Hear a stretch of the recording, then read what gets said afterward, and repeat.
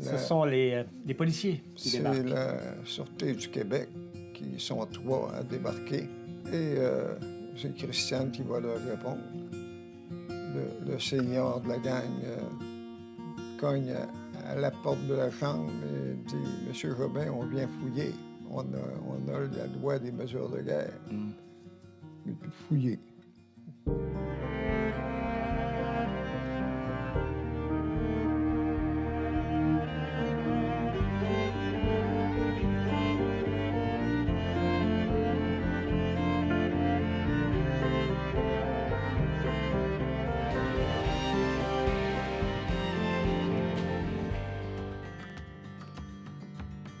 La loi sur les mesures de guerre est approuvée par le premier ministre canadien, Pierre-Elliott Trudeau, le 16 octobre 1970. Partout au Québec, une vague d'arrestations, pour la plupart arbitraires, déferle. Pierre Jobin fait partie de la liste des 53 Rimouskois qui sont incarcérés sous prétexte d'être possiblement affiliés au FLQ. Il se souvient de cette nuit-là et du contexte de l'époque. Car la crise d'octobre, la loi des mesures de guerre, le Front de libération du Québec, les enlèvements du ministre Pierre Laporte, James Cross, l'attaché commercial britannique, sont des événements qui ont marqué notre époque à nous. Ça fait quand même plus de 50 ans. Et tu as été un témoin privilégié parce que, d'une certaine manière, tu t'es retrouvé au cœur, si on veut, de la crise d'octobre, parce que tu as été aussi, comme bien d'autres au Québec, arrêté. Il y a eu 500 arrestations à ce moment-là. Quand tu reviens en arrière, tu regardes tout ça, quel regard portes-tu sur cette expérience-là? Il y a eu 3, 4 moutures et histoires du FLQ. Et ceux-là étaient centrés sur une action immédiate et violente. Le FLQ qui a enlevé Cross et Laporte, c'était violent, ça aussi. Et c'était pas dans l'éternité, c'était tout de suite.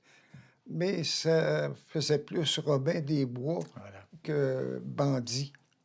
Partout au Québec, il y avait une certaine sympathie pour ce FLQ-là qui avait réussi à enlever le signe de l'Empire, le consul britannique, et un ministre du gouvernement. Donc, une gang de flots qui réussissent à bouleverser l'État. Et là, ça dure, cette affaire-là. Quand tu poses une bombe puis que la boîte postale explose, tu ramasses les morceaux, puis tu passes le balai, puis c'est fini. Mais quand tu as des otages, puis que tu les gardes, les médias s'intéressent, puis il y a une histoire qui s'établit. Mais il ne faut pas oublier, Pierre, qu'il y avait eu quand même des bombes qui ont été posées. Il y a des gens qui sont décédés, qui sont morts aussi. Ça jouait dur dans ces années-là, quand même. Oui. Et à Québec, il y avait même une statue de la reine Victoria qui avait été maganée. La reine Victoria, t'as rendu compte du manque de respect que ça représente? Mais ceux qui passaient à l'action terroriste agissaient évidemment dans un tout autre registre, forcément. Oui. Et là, c'est là où le bas blesse, en quelque sorte. C'est là où, dans le fond, la société québécoise s'est réveillée le lendemain de veille, en quelque sorte, là, où on n'a pas nécessairement digéré facilement tout ça. Là. Mais le lendemain de veille n'est pas arrivé avant qu'il y ait eu une veille. Ouais. Et bon, les actions des premiers FLQ, là, faire exploser une boîte à lettres, des trucs de ce genre-là, sur le coup, ça occupe la manchette, mais le lendemain, il n'y a plus personne qui en parle. Contrairement à ce qui se passe là, au cours de la crise d'octobre, où tu as une action qui se perpétue dans le temps. Voilà. L'otage, il est toujours là, puis il est encore là le lendemain. Puis comment ça se fait qu'ils ne l'ont pas trouvé? Comment ça se fait qu'ils ne l'ont pas libéré? Puis il y a des messages qui disent que ça prend ci, puis que ça prend ça. Puis le FLQ passe à la radio. Bon, il y a une semence qui se répand dans la population qui dit que ces flots-là, ils ont peut-être raison sur des affaires. Ils n'ont peut-être pas les bons moyens, mais c'est nos enfants. Et c'est vrai que ça va mal. Et c'est vrai qu'il faut faire de quoi.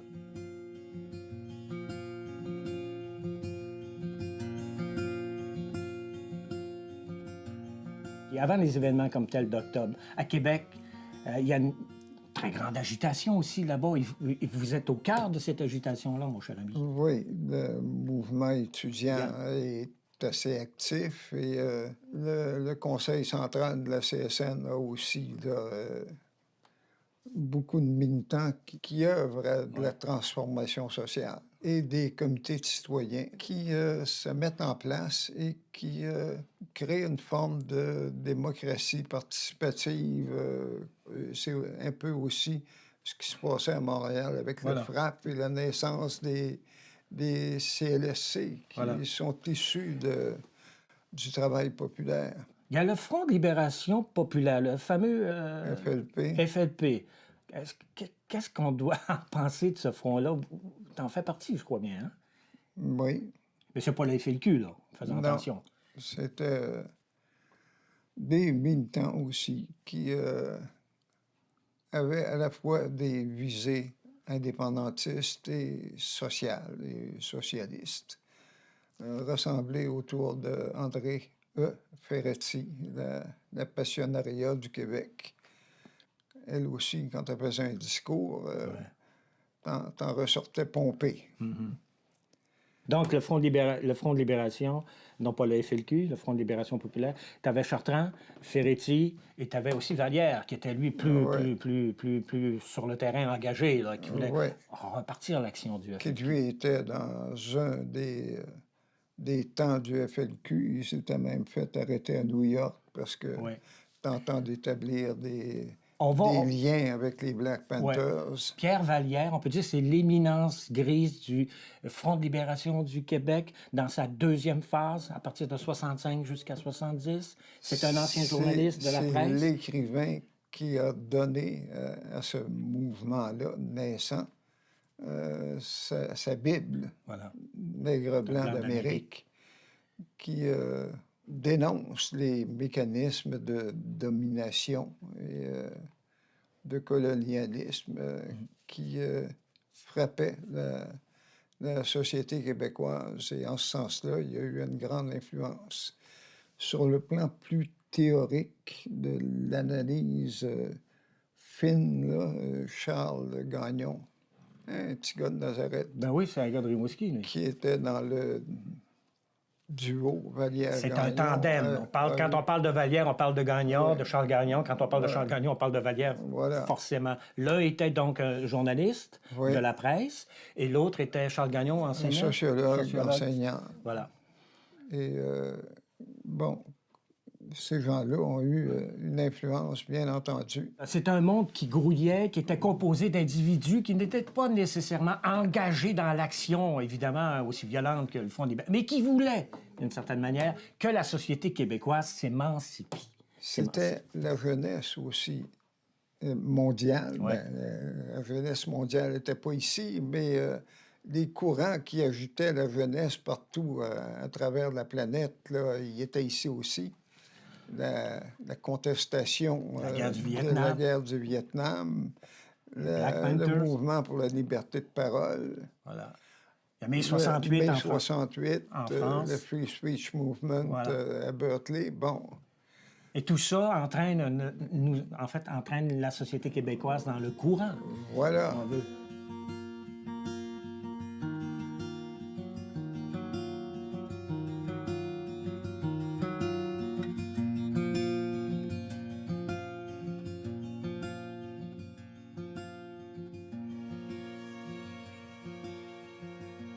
Si on se ramène à la crise d'octobre maintenant, là, on vient d'expliquer le contexte général, comment la société québécoise agit par rapport à ce qui grouille tout autour, et concourt justement à ce grand mouvement-là. Mais les actions d'éclat du Front de libération du Québec se nourrissent peut-être de ce courant-là, mais ne reflètent pas nécessairement la pensée de tout le monde. Là. Non. Et on va rappeler les faits. Donc, l'enlèvement de Crosse, l'enlèvement de la porte viendra plus tard.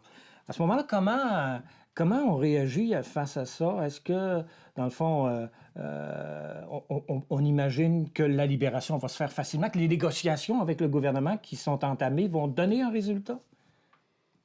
C'est très incertain.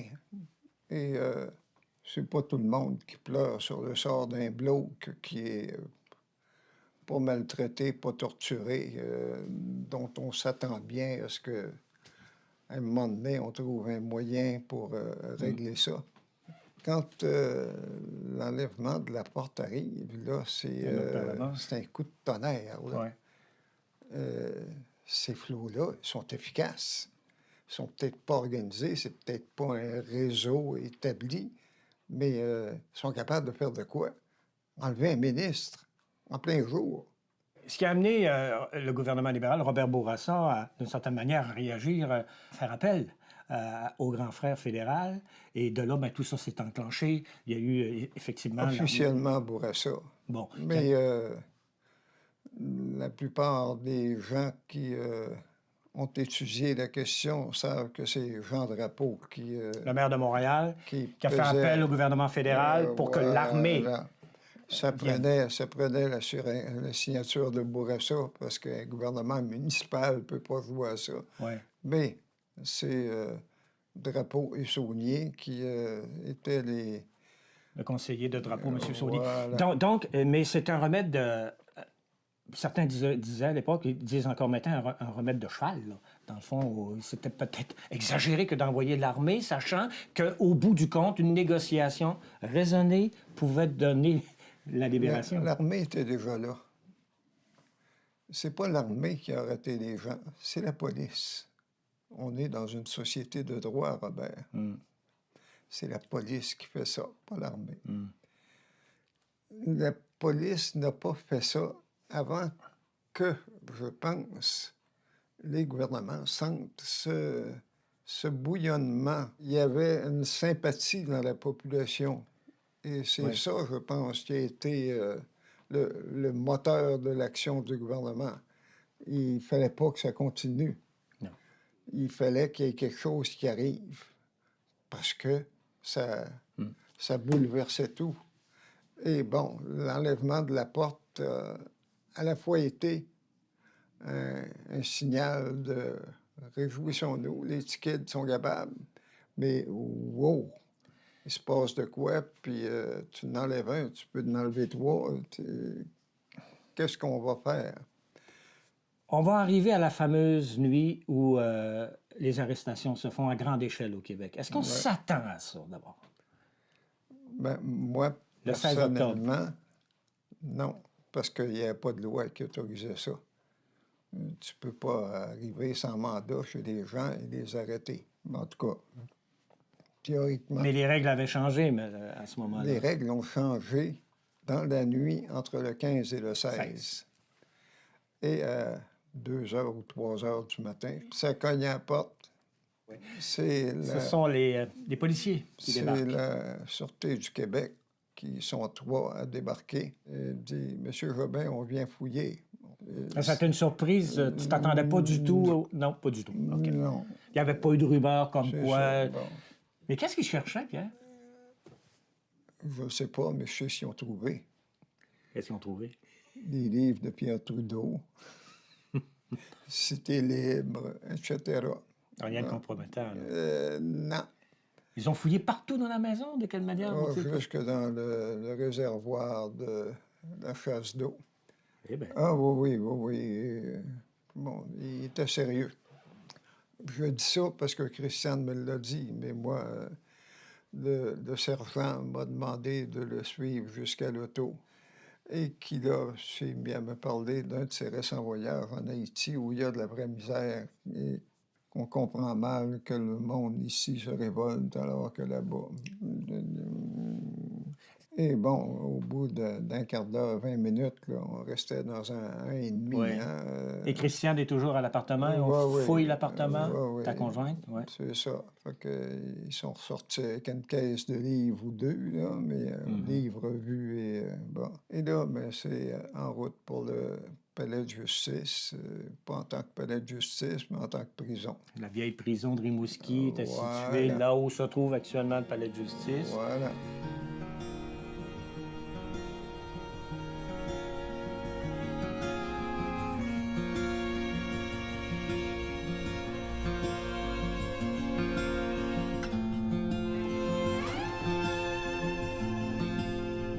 Alors, les policiers t'embarquent, en quelque sorte, et t'amènent à la prison de Rimouski. Comment ça se passe là-bas, la prison où se trouve maintenant le palais de justice? Là? D'abord, on se fait pas sacrer en cellule tout de suite. Il fallait qu'ils préparent parce que ça n'avait pas servi depuis un bon bout de temps. Et prennent des noms qui ôtent les ceintures, les lacets, etc., les possessions personnelles. C'est une fouille? Une fouille. Et là, veux pas, tu vois bien que la gang est grosse. Tu te dis, si la gang est grosse de même, à Rimouski, à Montréal, doivent bien avoir loué le forum pour mettre ce monde-là. À combien de personnes autour de toi à ce moment-là, en prison? Là? Moi, j'en ai vu une vingtaine, peut-être une trentaine, mais il y en a qui étaient déjà traités et montés, et d'autres qui s'en venaient. Voilà. Bon, On a parlé d'une cinquantaine en tout c'est et une partout. cinquantaine au total. Donc, en prison, quelques heures, le lendemain, qu'est-ce qui se passe? En fait, peut-être pas nous donner une chronologie d'heure en heure, là. Mais en prison, le matin, là, on découvre, on l'avait découvert à l'entrée, là, qu'il y a beaucoup de gens qu'on connaît. Ouais. Bon. Et il y en a d'autres qu'on ne connaît pas. Booster, Léra Lévesque, le gros chasse. C'est quoi ces affaires-là? C'est qui, eux? C'est les motards de Montjoly.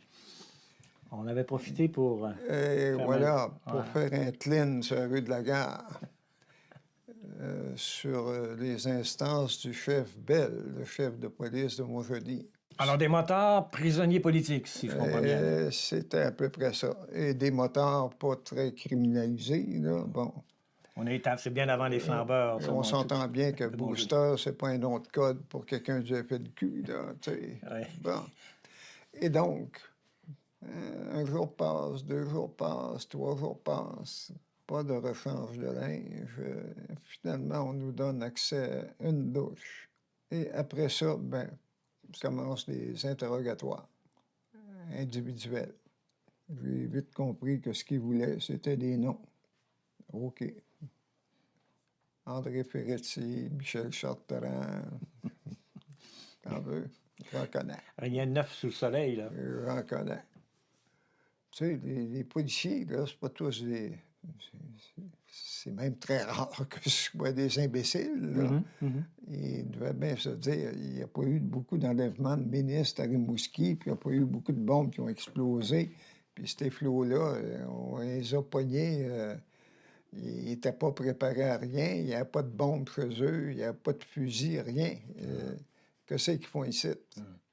C'était, dans le fond, inutile tout ça, en tout cas, Ben, quand on regarde la réalité et on ici. m'a rapporté, j'ai été libéré 2 jours après, je pense. OK.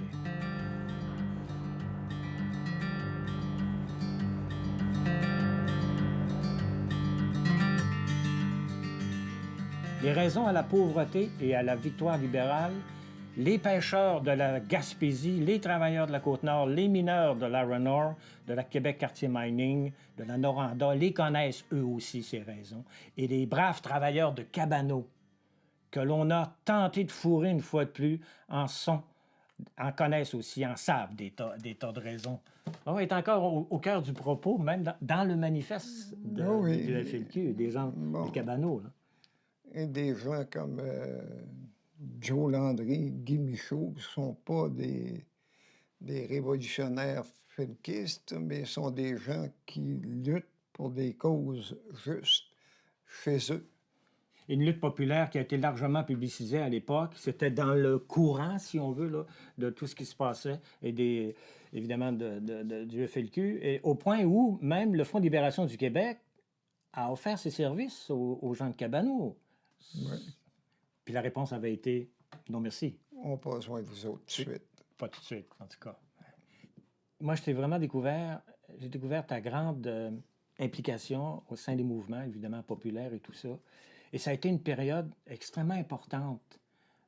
On sentait là, vraiment une fébrilité. Là. C'était après les événements d'octobre, bien sûr. Au début des années 70, c'est comme si la conclusion de ces événements-là avait ouvert une perspective nouvelle pour la région. Oui. effectivement.